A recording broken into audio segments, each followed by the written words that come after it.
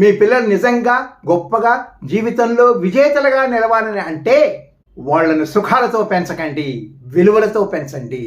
అవి మీ తదనంతరం కూడా నిలిచి ఉంటాయి. నేను ఒక 5 బంగారు సూత్రాలను మీ పిల్లల ఎదుగుదలకు ఉపయోగపడే విలువలను అందిస్తున్నాను. 1, ఒక ధ్యేయం, ఒక లక్ష్యం, ఒక ఉద్దేశంతో చదివించండి. చదువు అంటే మార్కులు, గ్రేడ్లు కాదు. అది మెదడును పదును పెట్టాలి. అది వాళ్ళ విజన్ని పెంచి స్వతంత్రమైన జీవితాన్ని అందించగలగాలి. వాళ్ళు ఏదైతే నిజంగా నేర్చుకున్నారో దాన్ని ఎవ్వరూ దోచుకోలేరు. 2, స్నేహితులను తెలివిగా ఎన్నుకునే విధంగా మలచాలి. చిరునవ్వుతో పలకరించే ప్రతి వాళ్ళు స్నేహితులు కాలేరు. చాలామంది మంచి మాటలతో అనవసరమైన హాని కలిగించే వ్యసనాల వైపు లాగుతారు.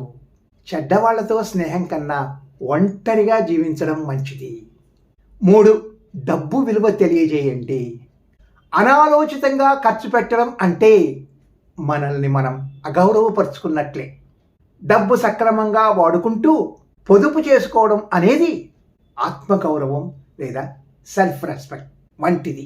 ఎవరైతే చిన్నప్పుడే డబ్బు విలువ తెలుసుకుంటారో వాళ్ళు స్వాతంత్రాన్ని అనుభవిస్తారు, ఆధారపడి జీవించరు. 4, ప్రయత్నం ద్వారా కృషి యొక్క విలువ తెలియజేయండి. పని చేయడం అనేది శిక్ష కాదు, కృషి వల్ల ఏర్పడే క్రమశిక్షణ క్యారెక్టర్ను నిర్మిస్తుంది. అది జీవితకాలం ఉంటుంది. 5, వాళ్ళ అంతర్గత దిక్సూచి కంపాస్ను కాపాడుకోవడం నేర్పించండి. దాని నమ్మకం, విలువలు, అవేర్నెస్ అనండి. జీవితానికి అర్థం లేకపోతే త్వరగా ఖాళీ అయిపోతుంది.